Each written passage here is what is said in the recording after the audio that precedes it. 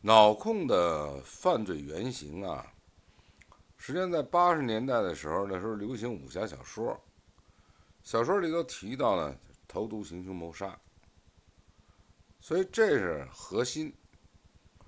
因为马克思主义哲学的观点来说呢，内因决定外因，主观决定客观，主要矛盾决定次要矛盾，这是马克思主义哲学的观点。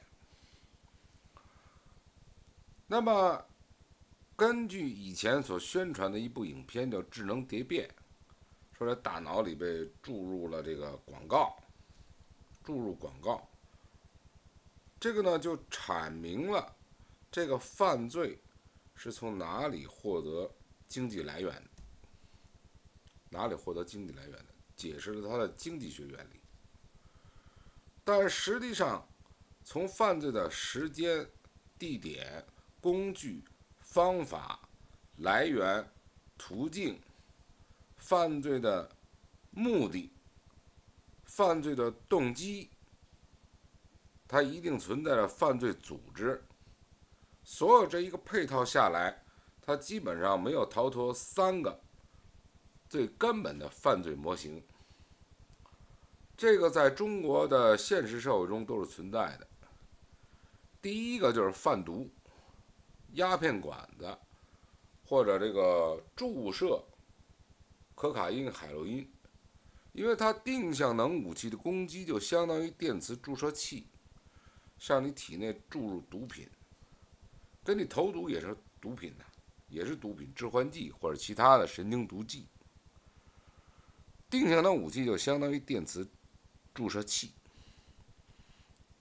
吸毒，这是第一点。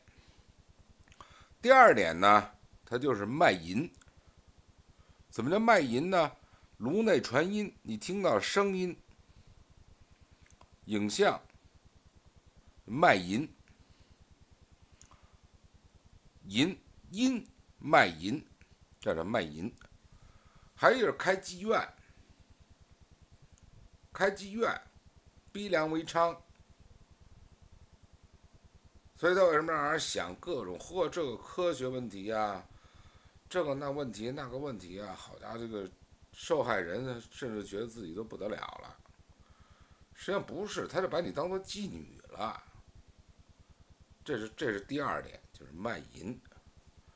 第三点，他就是杀人灭口啊！他从事这种犯罪以后，把人致死致残，杀人灭口啊，就是碎尸谋杀。他攻击人的身体的各种组织器官，因为投毒了嘛，又注射了毒品了，造成人的各种疾病、死亡、灭门绝户。实际上就这3样，就这3样。第一样是吸毒贩毒，第二样就是卖淫，卖淫开妓院，第3样就是碎尸谋杀，杀人灭口。那么它经济来源从哪里来呢？在我以前所构建的一个构造的一个图纸里头，我已经在网上公开了，解释了它这种经济来源为什么造成一定国家破产，就在这个原因上。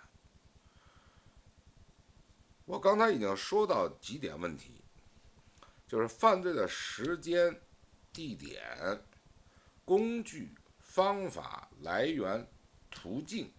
它的来源是什么？就是说，它犯罪的工具、方法，它的工具来源是从什么地方来的？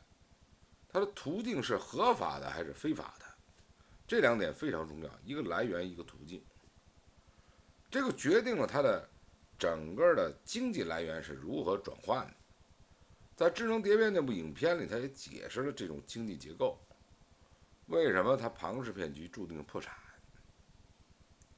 加上他犯罪的目的，一定存在着犯罪的动机，犯罪动机一定存在一个犯罪组织，这个犯罪组织它构成了贩毒、吸毒、卖淫、嫖娼，还有这个谋杀，他要解套啊，逃脱死刑啊，这都死刑啊，怎么办呢？他就要从政治上的权力这个法律的终极目的上给自己解套。这样在政治上，它就形成颠覆国家政权、打倒现有的体制。这是所有的一切。所以，脑控受害者能够服用一些抗精神病的药物，可以减少你这种痛苦。它对你神经系统进行攻击啊，很痛苦的。你可以减少一下这种痛苦。尽管药品也是毒药，但它总比你活受罪强。所以大家不要拒绝精神病的药物。有没有精神病啊？那不是犯罪一方说了算的，大家记住了。因为谁也不傻。所以这个问题上呢，我建议脑控受害者要把这3个犯罪模型搞清楚：吸毒贩毒、卖淫嫖娼、碎尸谋杀。还要牢记一点，就是犯罪的时间、地点、工具、方法、来源、途径、目的，存在着犯罪的动机，一定存在着一个犯罪组织。它的来源和途径决定了它的经济来源和它的经济转换。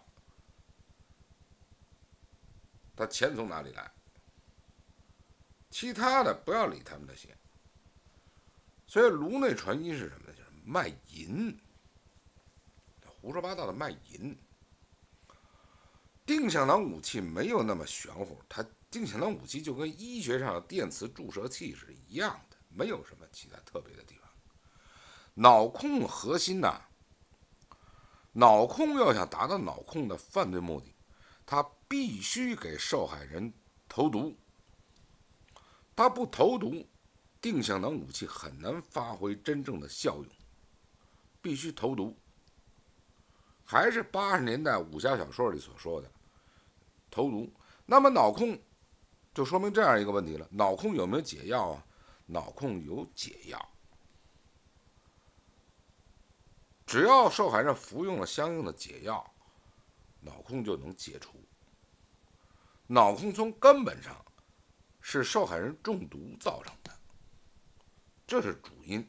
从马克思主义讲，主观、客观、内在、外在，主要矛盾、次要矛盾。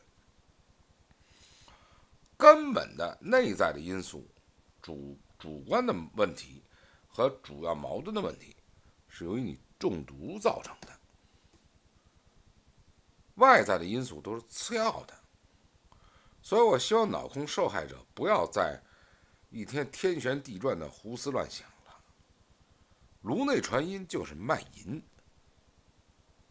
不要跟着他们就胡思乱想。好，谢谢。